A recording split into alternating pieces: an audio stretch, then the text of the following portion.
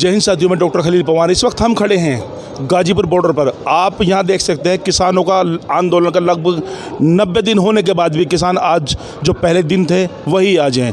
किसानों की मांग जो पहले दिन थी वही आज है। किसानों की आज तक कोई सरकार या सरकार का प्रतिनिधि किसानों से मिलने नहीं आया और सिर्फ अब से कुछ दिन पहले वार्ता के नाम पे किसानों को सिर्फ बेवकूफ़ बनाया गया। 9 वार्ता हुई। पहली वार्ता में भी किसानों के संशोधन की बात करी और दूसरी वार्ता में भी किसानों से संशोधन की ही बात करी, जबकि किसानों का कहना था कि तीनों बिल जब तक वापस नहीं होंगे हम धरना स्थल से नहीं जाएंगे। ऐसे ही कुछ किसानों से बात करते हैं कि 90 दिन होने के बाद ये क्या महसूस कर रहे हैं, आगे की इनकी रणनीति क्या है। जी, क्या नाम है आपका? मेरा नाम इकबाल चौधरी, उत्तराखंड से हूँ, जिला हरिद्वार। कितने दिन हो गए आपको यहाँ पर? 87 से 88 दिन। 87 से 88 दिन। क्या लगता है सरकार आपकी बात मानेगी? बिल्कुल मानने लगी। अभी तक तो कुछ ऐसा महसूस नहीं हो रहा। नहीं तो हम क्या घर जा रहे हैं? नहीं, आपके रहने से फ़र्क भी तो नहीं पड़ रहा है कुछ? नहीं, फ़र्क क्यों नहीं पड़ रहा? फ़र्क क्यों नहीं पड़ रहा? कल शामली में गए थे इनके मंत्री, क्या हुआ सरकार को पता। हरियाणा में क्या हुआ, बंगाल में क्या हो रहा और महाराष्ट्र में क्या हो रहा, यूपी में क्या आपने देखे कल, और यहाँ देखो आसपास क्या हो रहा। अच्छा, अभी कुछ मीडिया चैनल दिखा रहे हैं कि यहाँ से किसान लगभग 70% जा चुका है। 30% वो किसान बैठे हैं जिनको कुछ न कुछ यहाँ बैठने का लालच है। क्या लालच है आपको यहाँ बैठने का? हाँ, ये बिना पैसे की नौकरी कर रहे हैं, यहाँ सम्मान की नौकरी कर रहे हैं। सम्मान चाह रहा किसान को। हम सम्मान वाले, हम पैसे वाले नहीं हैं। हम घर से खर्च कर रहे, गाँव से पैसा इकट्ठा कर रहा, खाद्यान्न भी और पैसा भी। तो ये उनकी भूल है और ये सरकार ने देखा था असली किसान नकली किसान। मैं उसी का जवाब दे रहा हूँ आपको।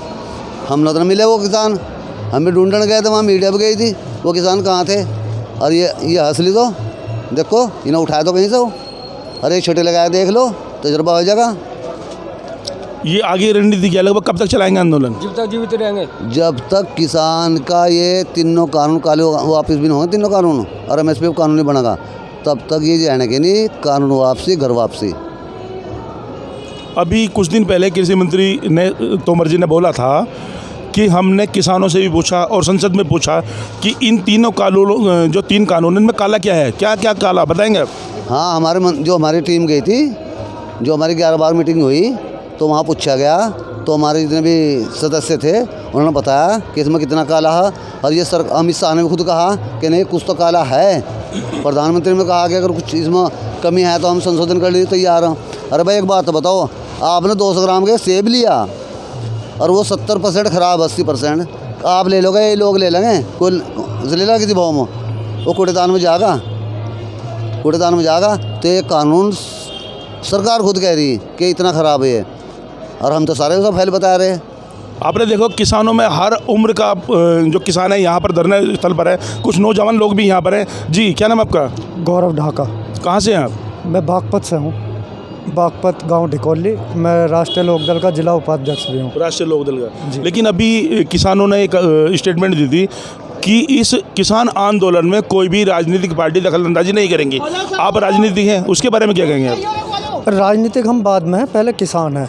हमारा और हमारी पार्टी का मेन एजेंडा ही किसान है। किसानों के गन्ना मूल्य की लड़ाई हो या किसानों का कोई भी लड़ाई हो, राष्ट्रीय लोकदल हमेशा लड़ता आया है। और जब उन्होंने ये स्टेटमेंट दिया था, उसके बाद उन्हें लगा था कि बिना राजनीतिक लोगों के ये किसान नेता कुछ कमज़ोर पड़ रहे हैं। उन्होंने देखो राकेश टिकैत के साथ क्या करने की कोशिश की थी। रात में चौधरी साहब ने फ़ोन किया और सुबह फिर यहाँ दोबारा हुजूम लग गया।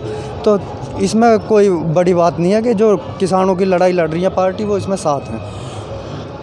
माननीय राकेश टिकैत जी की आंसुओं ने इस डूबते आंदोलन में संजीवनी बूटी का काम किया था, लेकिन अब देखने को मिल रहा है कि पहले के मुताबिक किसान अब यहाँ पर कम है। क्या ऐसे ही कुछ स्टेटमेंट की उम्मीद कर रहे हैं?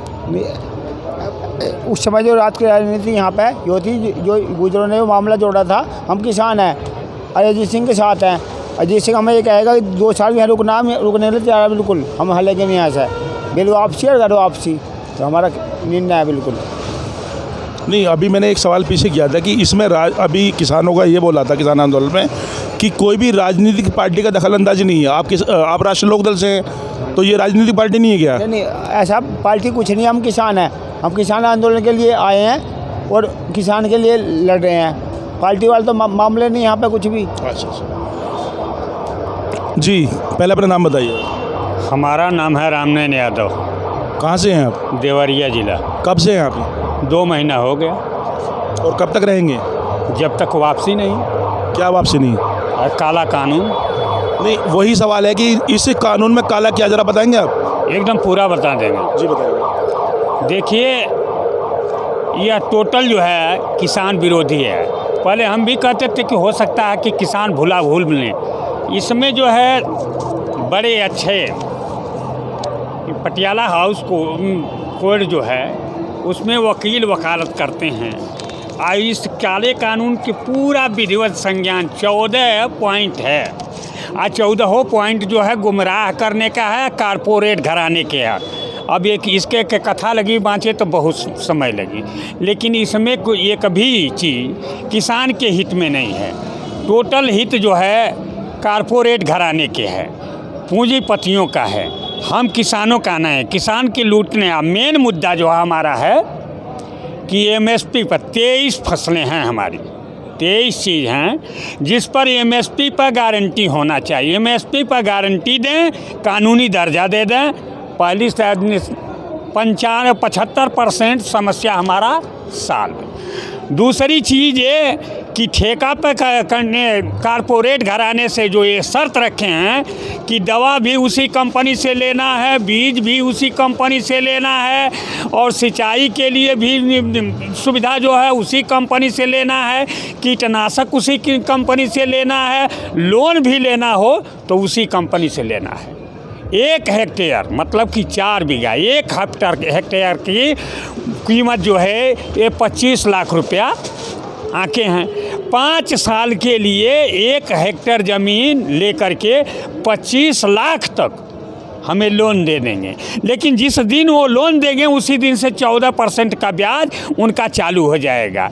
अब 5 साल के बाद जब 14% का हिसाब कर लीजिए, 50 लाख से ऊपर हो जाएगा।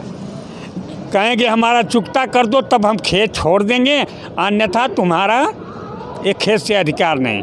दूसरी चीज़ 5 साल ही तक अगर एग्रीमेंट 5 साल का उनका एग्रीमेंट इसमें लिखें, 5 साल का एग्रीमेंट होगा कि 5 साल अगर गेहूं बोने के लिए वो कह दिए तो 5 साल हम गेहूँ बोते रहेंगे, दूसरी फसल नहीं।